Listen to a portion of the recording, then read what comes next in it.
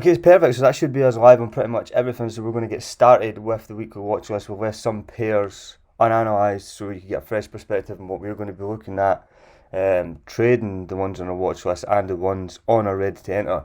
So I think we should just start with the ones that we're ready to enter. These are the ones that we're looking to take action almost immediately, depending if we get the right entry signal. We'll kick it off with GBP or Aussie. Now, if we go down to the lower time frames, we'll get a good idea what we're actually looking at. But right now, we could be looking for a short-term buy position. Let's go with the 4 hour. Get a better understanding here. We've sort of had our push phase off of this third touch. This not really well respected, but nonetheless it's still there. Trend line.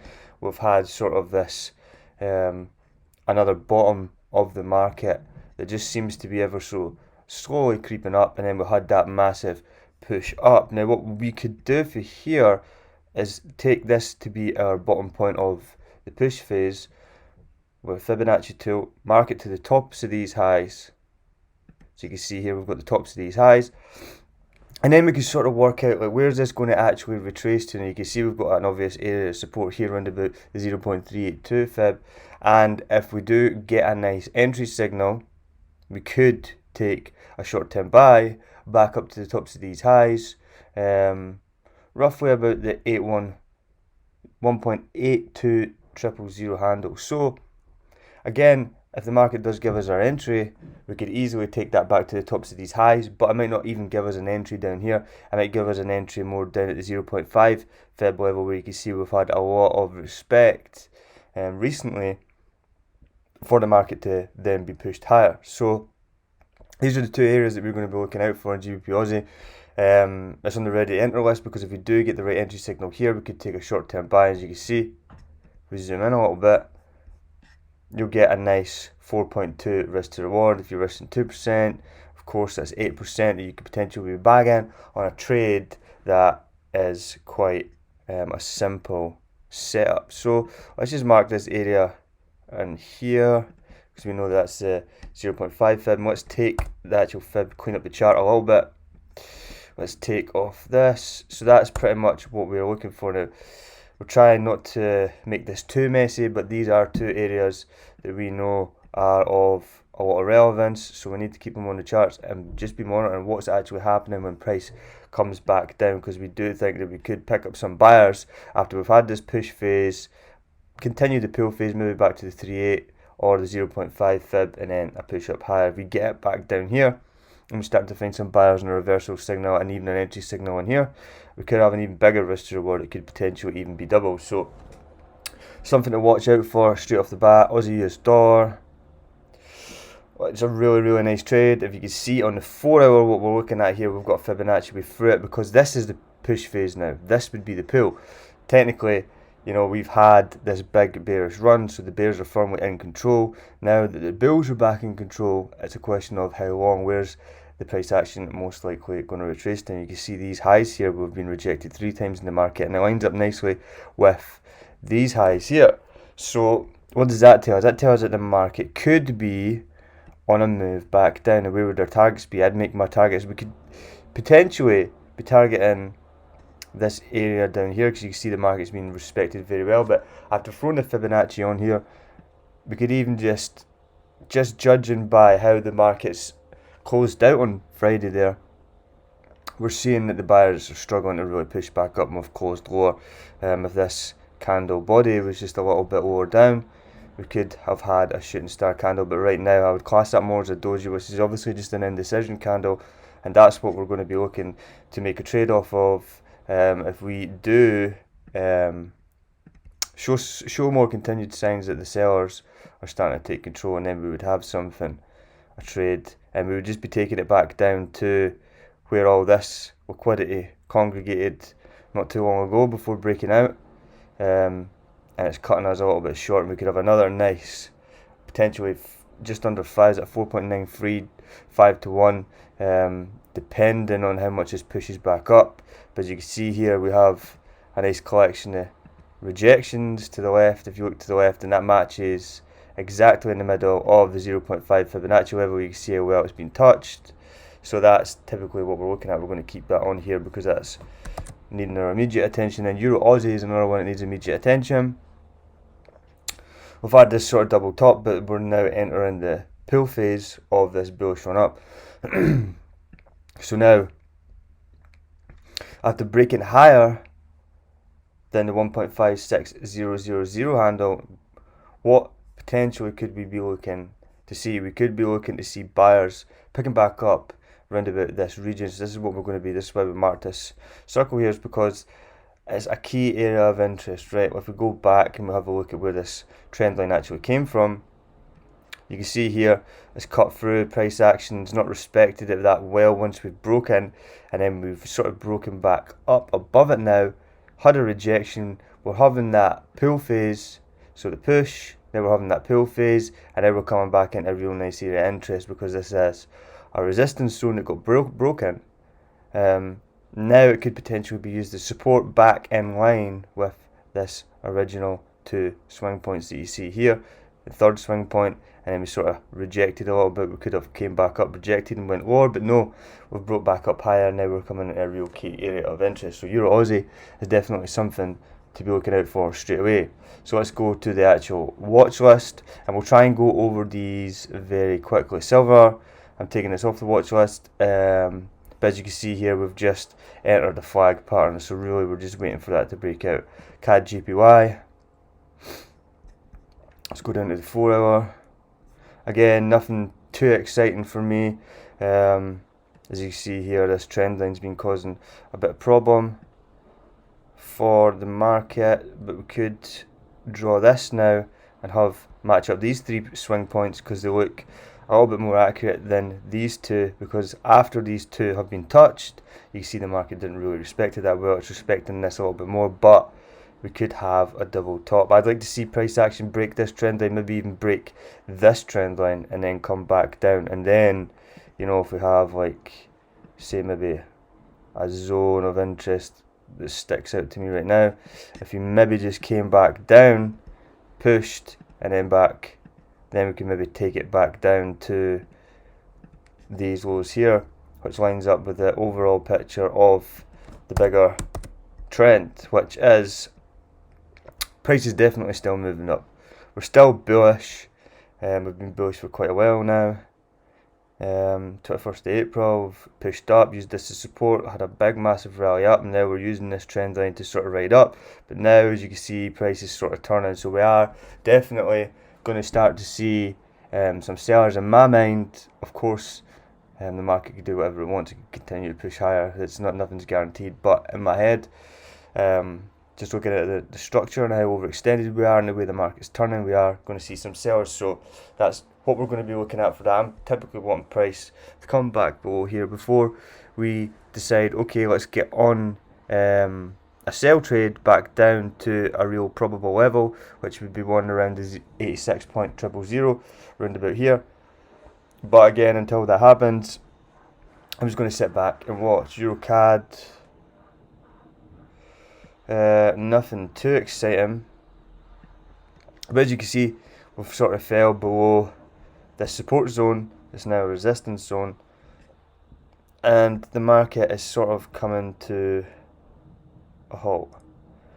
We have broken that trend line, but once price really gets back above this level, confirms that the buyers are in control, not by having an immediate retest, but by having a few candles, either 3 or 4 on the hourly or 3 or 4 on the 4 hour, come back down and then maybe respecting this area of support, which if you could pull this along to the left, you can see matches very nicely with these lows. So it's a very well respected area in the market, and that's where I'd be looking to take buys up all the way back up to where this downtrend actually started. So that's what I'd be looking at for EuroCAD. I'm actually going to push that down a little bit. Let's move that down. So Euro USD, again, this was a lovely trade. We've closed out of it. You can see exactly what we're looking at. We came back up above this really prominent trend line that's been drawn out in the daily, and we've had this really solid area of pivot points, either in a bearish fashion where we've had resistance, or in a bullish fashion where we've had support. Now we came back up, broke through this trend line, broke through this support, had a double top, and then came back down to retest. And you can see if we threw a little Fibonacci maybe to the bottom of these lows, to the tops of these highs, you can see a hit on that golden ratio smack bang in the middle, 0.618. There's a golden fib retracement, and then we entered a buy position, but we closed it early because the gaps in the market leading from Friday's close to Sunday's open can sometimes be really big and can damage profits. So sometimes it's better just to take them and get out. So that's exactly what we've done.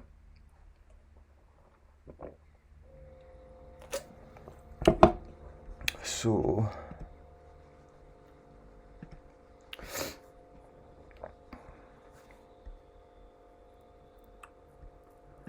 let me have a look at what's next. Right, so what's next? 𝗙𝗍𝗶𝗄. As you can see here, a nice rising wedge pattern. We've actually broken up above it now. What happens next? That is the question. But we did anticipate that 𝗙𝗍𝗶𝗄 was going to come a little bit lower, but of course, as you can see, that's definitely not the case. Let's go to the daily and get a much better view. So again, we just seem to be pushing up higher and higher and higher and higher. We've been on an incredible bullish run up. It could be drawn a little bit more accurately.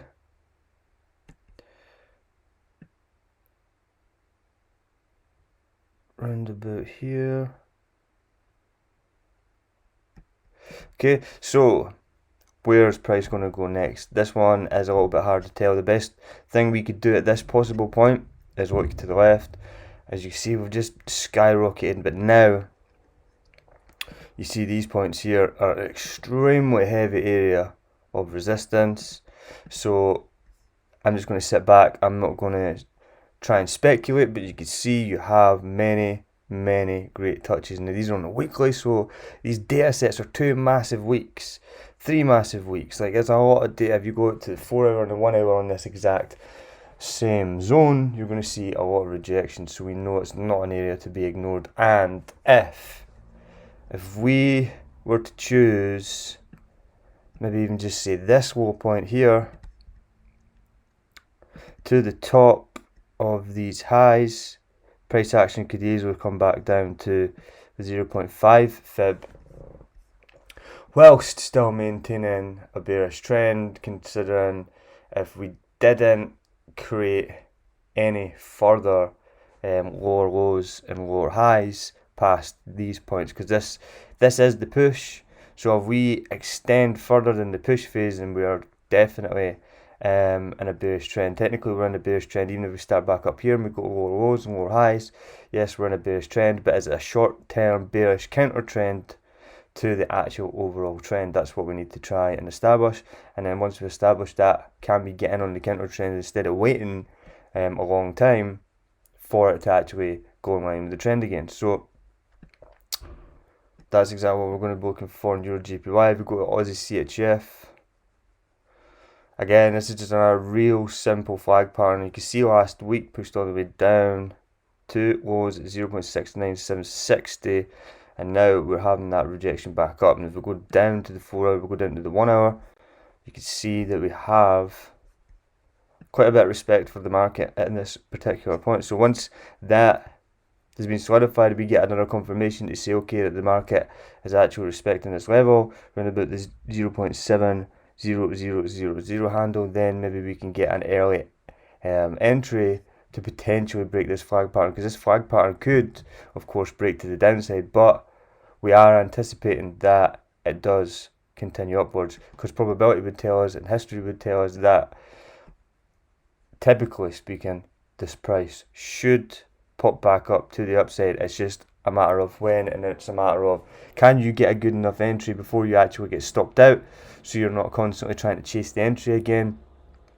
And I've noticed I've had in the past multiple great setups, and I've just messed up the entry because I've been a little bit impatient, and not managed my emotions. So then when that happens, and you have one loss on a particular setup, it almost puts doubt into the other entries you try and get in this same setup. So if I was trying to enter in this setup and I got stopped out by the market because I was just being a little bit too greedy, a little bit too early, and I wasn't controlling my emotions, then trying to get another entry on this pair becomes very difficult. It takes a lot more self-control because you really have to manage your emotions, because if you have two losses on the same trade, you can very easily go down the spiral of constantly trying to chase that win because you know it's a good trade and the setups are there. But this is why you should be focusing on entry signals, because entry signals make all the difference.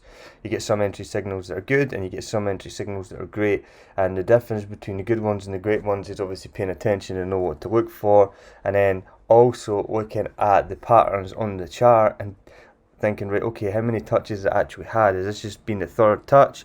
Okay, we're not actually going to break to the upside from the second touch or the third touch. It might be the fourth or the fifth. Again, when you look at more and more of these patterns across multiple different pairs, you sort of get a good understanding. Okay, this looks right. I've seen this 100 times before, and typically what happens, the market will not always be on the fourth touch or the fifth touch, but round about that. And then of course you'll sort of start to marry that with your entry signals. If your entry signals are coming up and they're really great entry signals after the fact that you know typically what happens in these patterns, then that's when you could define a good entry from a great entry. And the difference between a good entry and a great entry is obviously a lot more money, and that's exactly what we want.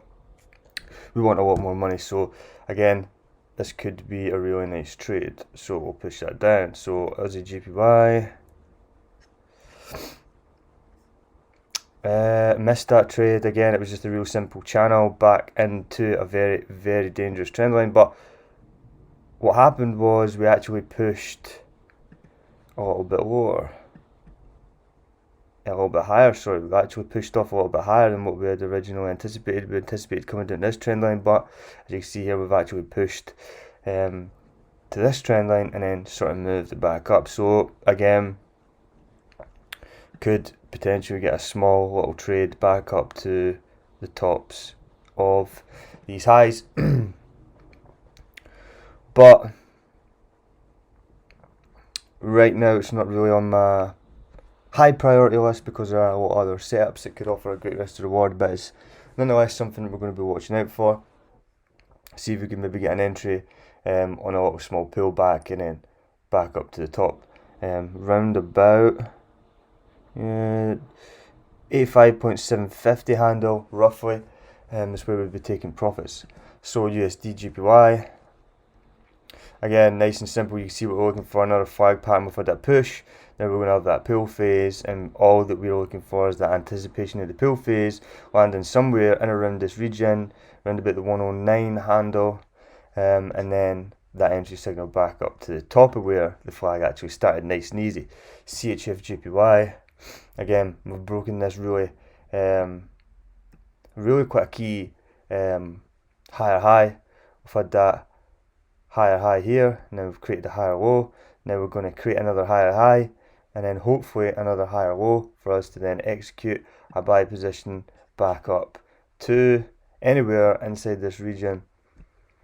Okay, this is, if we go to the left here, that'll be a weekly level.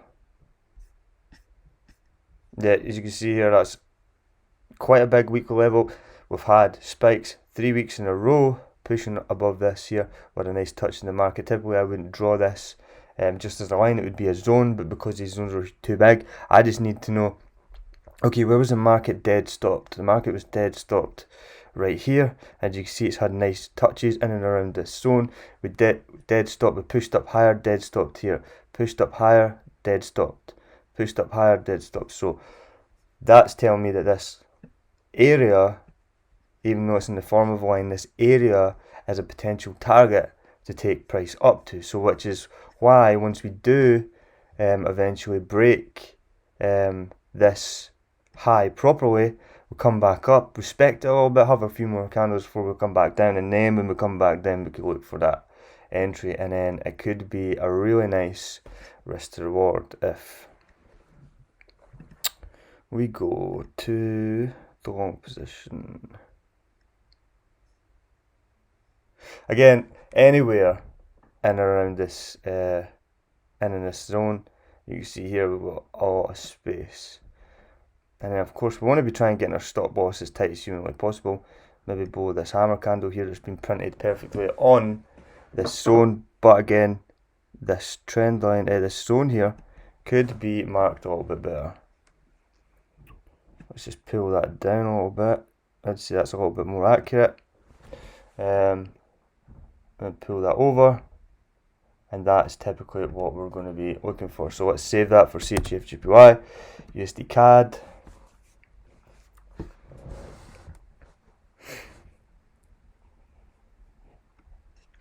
Okay.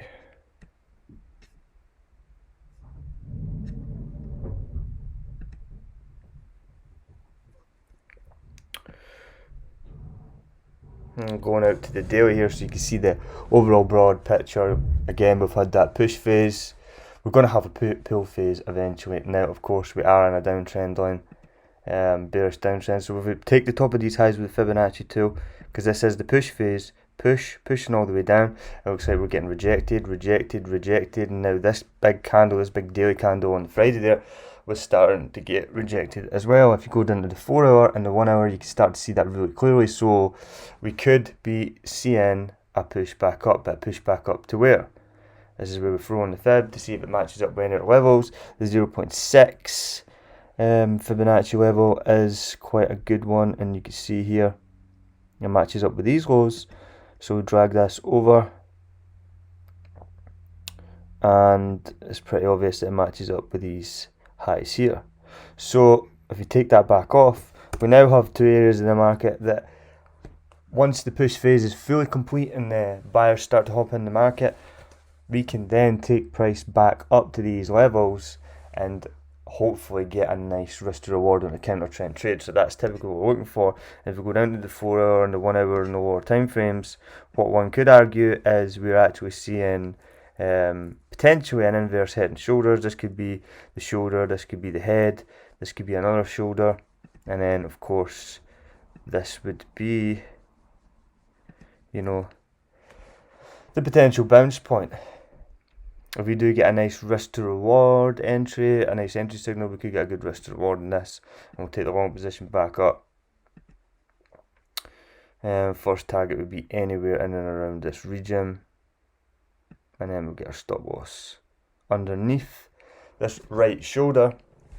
So again, it could be a really nice counter trend trade, and we're not having to wait for the overall trend, because this could potentially take a full week to play out, and it's not fun waiting on the market to constantly go back in line with the trend, because the market only trends 30% of the time, and then other times that the market is sort of just moving idle side to side and then setting up in between the push and the pull phases. So that's USD CAD. In fact, I'm actually going to move that to the green list because that looks like it could be ready to enter pretty soon. So cable, GBP, USD, sterling, whatever you want to call it, pretty much dominant in a bullish fashion. But again, we've broken above this zone that you can see just above the 1.40000 handle. We've respected that bullish breakthrough pretty well. We've had sort of head and shoulders pattern, we've tanked right through again, and now we're starting to see the buyers step back in after retesting that naked level once it had been pushed up. So now that it's been broken and it's been respected, what happens to this massive candle? Because this is showing me a lot of momentum, so it's telling me that sellers, for now anyway, are firmly in control. We've come back up and we're sort of just hitting a little bit of resistance around about where we found this support here, and then broke through. We're coming back up to retest that, so we could come back down into the 1.40000 handle, sorry, and then figure out where the market wants to go from there. But that's typically what we're looking at. As you can see here, we hit this massive double top on the daily, a nice big area of resistance, and then we're pushing back down. So it's going to be interesting to see what happens now. Is the seller's going to push price all the way back down into this region, and then what happens in this region? Could we get another buy position back up to the 1.41500 handle, or do we just completely disregard this trend line and this support zone, break back below, come back up, and then back down to where we actually started at this area of interest here? So that is typically what we're looking for on GBP USD. Now, we're going to have a look at the dollar index, but the dollar index quickly, or just remember on GBP USD, let's have a look at the dollar index. Sort of just a little bit indecisive. We don't really know if we're bullish or bearish, but this support zone and this trend line is going to be very key in telling us where price is most likely to head next.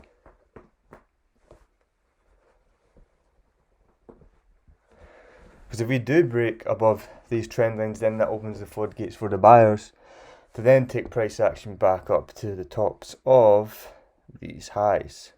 But if we do remain lower, we could come back down to retest this low here, around about the 89.000 handle, and then we will look to see what happens in terms of, do we get some more buyers or do we get some more sellers stepping in the market? Right now, no real conviction for me, so I am going to be a bit careful with the positions this week. I'm going to trade what's in front of me. If a particular setup is shown to be very good and I get a really good risk to reward and a good entry, I'm going to take it all day long.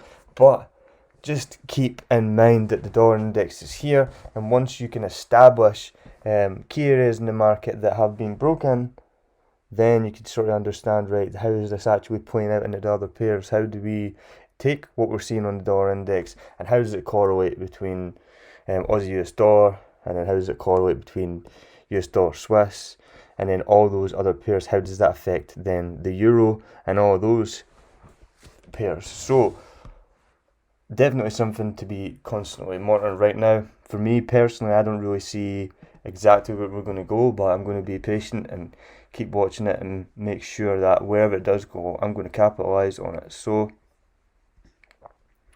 let's have a look. Euro GBP. Let's see what we have. Let's take this off. Okay, so we're on the 4 hour. Let's do that.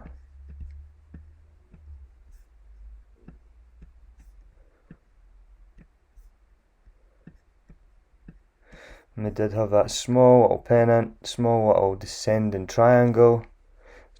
wedge, sorry.